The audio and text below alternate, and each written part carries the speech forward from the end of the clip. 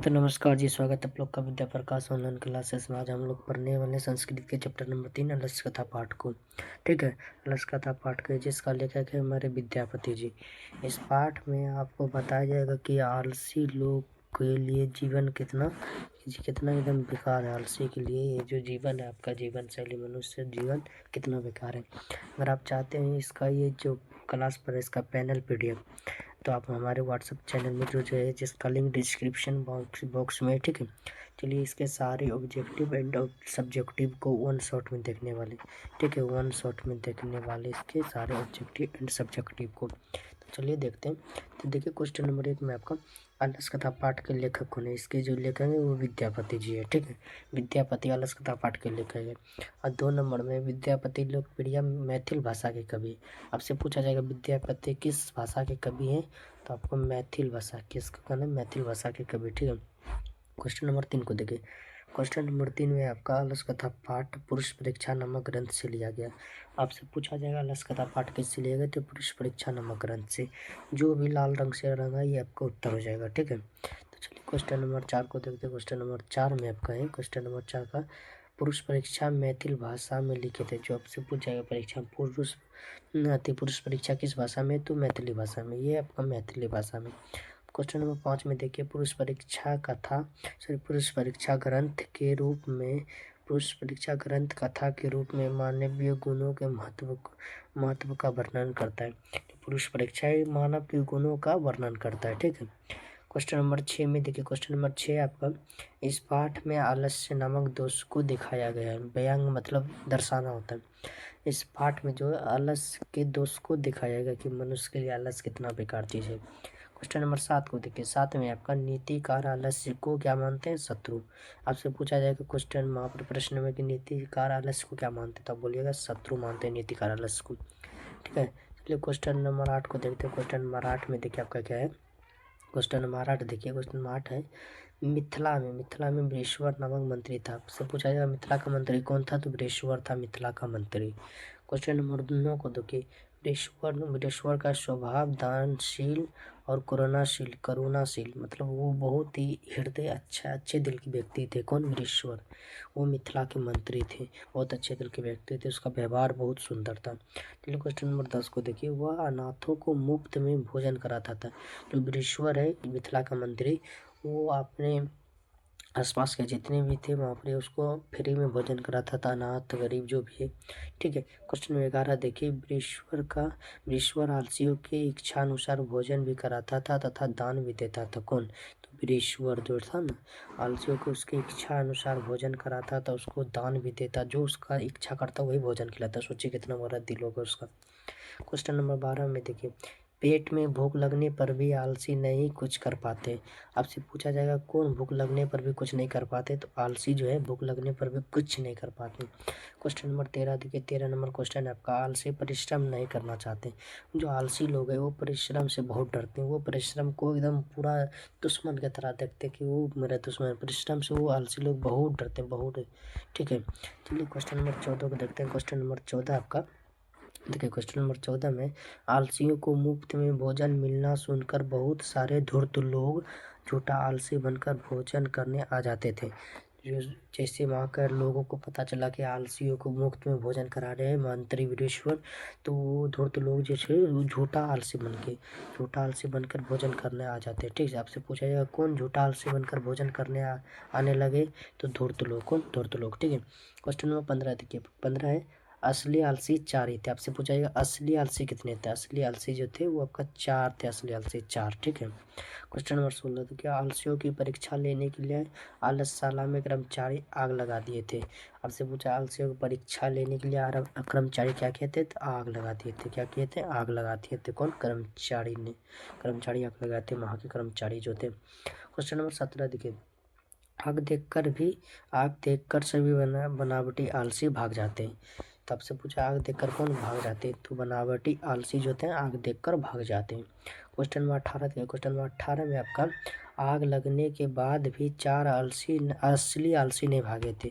आपसे पूछा जाएगा आग लगने के बाद भी कौन नहीं भागे, तो 4 असली आलसी जो थे वो आग लगने के बावजूद भी वो नहीं भागे, क्योंकि वो आलसी थे इसलिए नहीं भागे। ठीक है, चलिए अगला क्वेश्चन देखते हैं। क्वेश्चन नंबर 19 आपका, क्वेश्चन नंबर 19 में प्रथम आलसी कहता है यह कैसा कोल्हाल, आपसे पूछा जाएगा कि यह कैसा कोल्हाल किसने कहा था। तो प्रथम आलसी जो तो उसने कहा था लगता है आलसशाला में आग लगी, ऐसा किसने बोला। तो दूसरा आलसी ने बोला था कि लगता है आलसशाला में आग लगी, घर में आग लगी, घर बोला था, आलसशाला ये कुछ भी रह सकता है क्वेश्चन में, ठीक है। क्वेश्चन नंबर 30 देखिए 21 नंबर में है कोई आसपास धार्मिक व्यक्ति नहीं है जो हमारे ऊपर भींगा कमल डाल दे, ऐसा किसने बोला। तो तीसरा आलसी बोला कि कोई धार्मिक पुरुष नहीं है जो हमारे ऊपर भींगा कमल डाल दे। और चौथे आलसी ने बोला अरे बच्चा लोग कितना बोलते हो, चुप नहीं रह। सोचिए कितना बड़ा आलसी था कि आग लगने के बावजूद भी वो लोग बोल रहे हैं कि ये कैसा हल्ला है।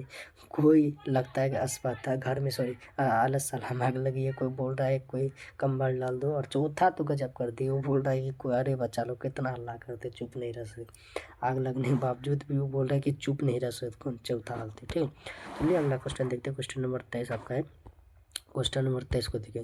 क्वेश्चन नंबर 23 में आपका चारों आलसियों को कर्मचारियों द्वारा केस पकड़ कर बाहर निकाला गया। आपसे पूछा जाएगा आलसियों को क्या पकड़ कर बाहर निकाले, तो केस पकड़ कर। वो सोचा अगर नहीं निकालेंगे तो जल के मर जाएंगे, इतने आलसी है कि ये अपने इससे आएगा ही बाहर नहीं। इसलिए वहाँ के कर्मचारियों आलसियों का जो केस था ना, केस बाल वो पकड़ के बाहर किए थे, ठीक है। क्वेश्चन नंबर 24 को देखिए। जब सब सो रहे थे तब आलसशाला में आग लगाई। आपसे पूछा जाएगा आलसशाला में आग कब लगाई गई, तो जब सब सो रहे थे, ठीक है। चलिए क्वेश्चन नंबर 25 को देखिए। आलसशाला में आग आलसियों की परीक्षा लेने के लिए लगाई गई थी। तो आपसे पूछा जाएगा आलसशाला में आग क्यों लगाई गई थी। आलसियों की परीक्षा के लिए आग लगाई गई थी, ठीक है। चलिए क्वेश्चन नंबर 26 में आपका स्त्रियों का रक्षक कौन होता है, पति, और बच्चों का रक्षक माता। आलसियों का रक्षक कौन होता है, कोरोनाशील लोग, जो दानी लोग होते हैं, कोरोनाशील एकदम अच्छा स्वभाव के, वो आलसियों के रक्षक होते हैं, ठीक है। क्वेश्चन नंबर 27 में सारे सुख का मूल संगठन सुखों का मूल संगठन क्या है, सॉरी सारे सुखों का मूल क्या है, संगठन। सारे सुखों का जो मूल है आपका वो संगठन है, क्या संगठन, ठीक है। 28 नंबर क्वेश्चन लिखे। क्वेश्चन नंबर 28 है धूर्त लोगों ने भोजन पाने के लिए बनावटी आलस्य का रूप धारण किया। तो आपसे पूछा बनावटी आलस्य का रूप किसने धारण किया था, तो धूर्त लोग। किसने, धूर्त लोग थे, वो बनावटी आलस्य का रूप धारण करके भोजन फ्री में पाने के लिए आ जाते, ठीक है। आपका जितने भी थे चैप्टर नंबर 3 आलस्य कथा के जितने भी थे सब्जेक्ट ऑब्जेक्टिव सॉरी आलस्य कथा के जितने भी ऑब्जेक्टिव थे वो सारे ऑब्जेक्टिव आपका समाप्त हो चुका है, ठीक है। ऑब्जेक्टिव अगर ये पूरा ऑब्जेक्टिव आप यहाँ साथ कर लेते आपसे हर साल लगभग यहाँ से 3 से लेके 5 ऑब्जेक्टिव पूछ ही लेता है, और 2 नंबरिया प्रश्न 1 से लेके 2 नंबरिया प्रश्न यहाँ से हर साल पूछ लेते हैं, ठीक है। तो चलिए क्वेश्चन सॉरी अब सब्जेक्टिव को देखते हैं, सब्जेक्टिव क्वेश्चन को। इसके सारे सब्जेक्टिव क्वेश्चन को पढ़ते हैं। तो 2 अंक के प्रश्न यहाँ से आपको सिर्फ 2 अंक के संस्कृत में जानवे करते हैं, आपका लघुत्तरीय सिर्फ बनाना पड़ता है, लघुत्तरीय प्रश्न को बनाना पड़ता है। इसके सारे 2 अंक के प्रश्न को देखेंगे आपको यहाँ से 8 2 अंक के प्रश्न है, जिसमें से आपका लगभग हर वर्ष 1 से या 2 अंक के प्रश्न यहाँ से आ ही जाता है, ठीक है।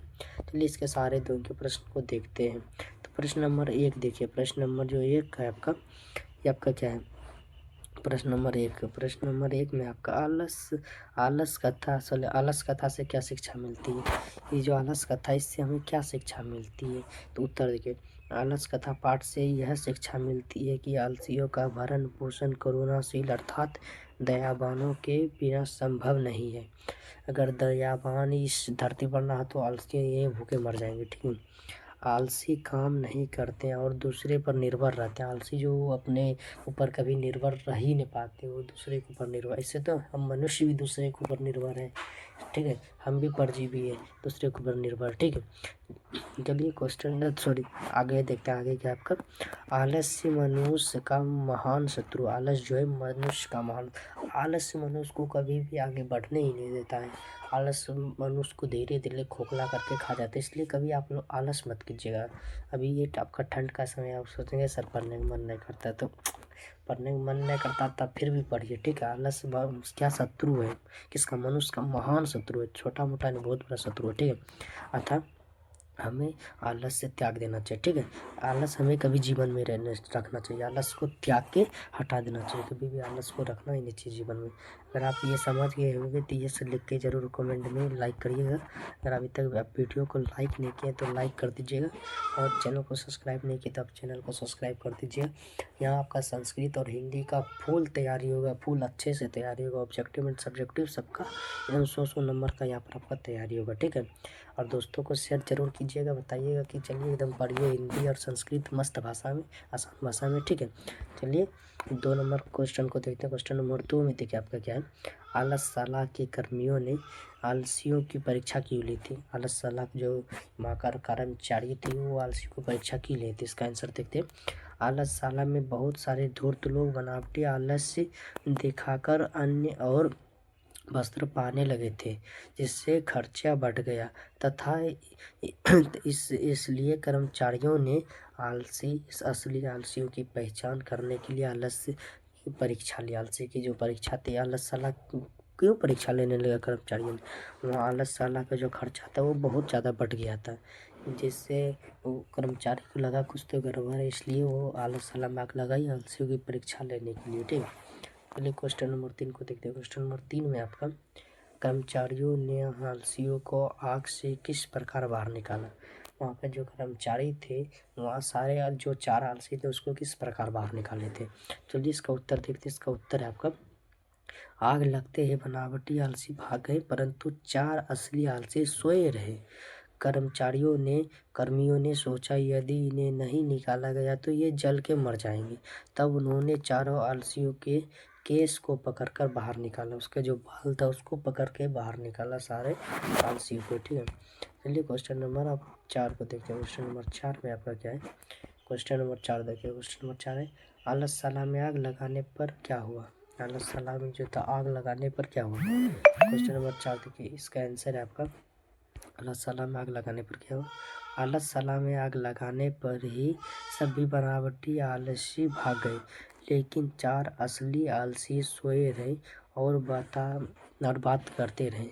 फैलती आग देखकर नियोजित पुरुष उन पर दया आ गई और उन्होंने सोचा कि यदि नहीं निकाले तो यह जल के मर जाएगा। तब उन्होंने 4 आलसियों का बाल पकड़कर बाहर निकाला। इस सेम ही आंसर है, ठीक है। और ये दोनों में से कोई प्रश्न याद करेंगे, दोनों का आंसर आप दे देंगे, सेम ही आंसर है। चलिए क्वेश्चन नंबर 5 को देखिए। क्वेश्चन नंबर 5 में आपका विद्यापति कौन थे, उन्होंने किस ग्रंथ की रचना की थी, इसका आप उत्तर दीजिए, ठीक है। तो उत्तर देखिए, विद्यापति महान मैथिल कवि एवं लेखक थे। विद्यापति जो थे मैथिल भाषा के महान कवि और लेखक दोनों थे, ठीक है। उन्होंने पुरुष परीक्षा नामक ग्रंथ की रचना की। यह संस्कृत और मैथिल दोनों भाषा में लिखा गया था। जो पुरुष परीक्षा नामक ग्रंथ है ये संस्कृत और मैथिली दोनों भाषा में लिखा गया, ठीक है। संस्कृत और मैथिली दोनों भाषा में लिखा गया। इस ग्रंथ में मानव गुणों, धर्म और दोष के निराकरण की शिक्षा दी गई। जो पुरुष परीक्षा नामक ग्रंथ है इसमें आपका मानव के धर्म, दोष, गुण ये सबका शिक्षा दी गई है, ठीक है। विद्यापति संस्कृत एवं मैथिल दोनों भाषा के श्रेष्ठ रचनाकार है। आप ये अगर लिख देते हैं आपके यहाँ से 2 अंक फिक्स हो जाएगा, 2 अंक यहाँ आपका कोई नहीं काट सकता है, ठीक है। चलिए क्वेश्चन नंबर 6 को देखते हैं। क्वेश्चन नंबर 6 में आपका क्या है। क्वेश्चन नंबर 6 को देखिए, आलस कथा क्या संदेश देता है। आलस कथा जो है क्या संदेश है, इसका संदेश क्या है, हमें संदेश क्या मिलता है। तो आंसर देखिए, आलस कथा का संदेश है कि आलस मनुष्य का सबसे बड़ा शत्रु है। जीवन में सफलता और विकास के लिए परिश्रम आवश्यक है। आलस्य से व्यक्ति, परिवार एवं समाज सभी पर नुकसान होता है, सभी का नुकसान होता है। इसलिए आलस्य को त्याग कर कर्मशील होना चाहिए, ठीक है। इसमें कहा गया आलस से हमें ये संदेश मिलता है कि आलस जो मनुष्य का है वो बहुत बड़ा दुश्मन है। आलस से हमारे परिवार को, समाज को, सभी को नुकसान होता है। इसलिए आलस को हमें त्याग के कर्मशील यानी कि मेहनती बनना चाहिए, परिश्रमी बनना चाहिए, ठीक है। अगर आप ये समझ गए तो कमेंट में ये ऐसे लिख के ज़रूर बताइएगा कि आपको कैसा लग रहा है हमारे पढ़ाने का तरीका, ठीक है। चलिए क्वेश्चन नंबर 7 को आपको देखते हैं। क्वेश्चन नंबर 7 में क्या है आपका। देखिए क्वेश्चन नंबर 7 में है, आलस कथा पाठ की 5 विशेषताएं लिखी। तो उत्तर इसका है, यह पाठ पुरुष परीक्षा नामक ग्रंथ से लिया गया है, ठीक है। पहला विशेषता आपका ये हो गया। दूसरा विशेषता है, इसमें धर्म, अर्थ और काम से जुड़े महत्वपूर्ण प्रसंग है। ठीक है। और तीसरा आपका है, तीसरा पाठ में हास्य व्यंग्य के माध्यम से आलस्य का दोष बताया गया। मतलब हंसाने के माध्यम से आपको पाठ में आलस का दोष बताएंगे कि आलस हमारे जीवन के लिए कितना हानिकारक है। ठीक है। चलिए 4 नंबर आपका 4 नंबर विषय पाठ मनुष्य को परिश्रम करने की प्रेरणा देती है। अगर ये पाठ आप पढ़ते हैं तो आप परिश्रम करने में हिचकिचाते ही नहीं, परिश्रम करने से डरते नहीं है। ठीक है। आपको प्रेरणा मिलता है कि कैसे हमको परिश्रम करके जीवन में आगे बढ़ना है, कैसे हमको जीवन में आगे बढ़ना है। चलिए 5 नंबर विषय आपका पाठ समाज की गतिविधियों एवं मानव स्वभाव का परिचय देता है। ठीक है। अगर आप ये समझ गए तो यस जरूर लिख के बताइएगा, कमेंट में ज़रूर बताइएगा कि आप ये समझ गए। ठीक है। चलिए क्वेश्चन नंबर 8 आपका देखिए, क्वेश्चन नंबर 8 है आपका चारों आलसियों के संवाद अपने शब्दों में लिखे। जो चारों आलसी थे वो क्या बात कर रहे थे, तो लिखे प्रथम आलसी जो थे वो बोल रहे थे ये कैसा शोर है, कैसा हल्ला है। कौन बोल रहा था, जो था प्रथम आलसी, वही बोल रहा था कि अरे ये कैसा हल्ला है। और दूसरे आलसी ने क्या बोला, लगता है आग लगी है। और तीसरे आलसी का कोई धार्मिक व्यक्ति नहीं है जो हमारे ऊपर भींगा कंबल डाल दे। ठीक है। और चौथा आलसी बोला, अरे बच्चा लोग कितना बात करते हो, शांत क्यों नहीं रह सकते हो। ठीक है। ये प्रश्न को अगर आपसे 2026 के बोर्ड एग्जाम में पूछा जाएगा तो आप लिख देंगे। अगर यस बताइए, लिख देंगे तो यस बताएं। आपके ये सारे सब्जेक्टिव क्वेश्चन जो थे चैप्टर नंबर 3 के सारे सब्जेक्टिव क्वेश्चन आपका यहाँ समाप्त हो गया। ठीक है। अगर आपको ये वीडियो अच्छा लगे तो लाइक करिएगा, शेयर करिएगा, अपने दोस्तों में शेयर करके ज़रूर बताइएगा। ठीक है। अगर अभी तक आप चैनल को सब्सक्राइब नहीं किया तो आप सब्सक्राइब भी ज़रूर कर दीजिएगा। धन्यवाद। चलिए मिलते हैं अगले क्लास में। Bye bye.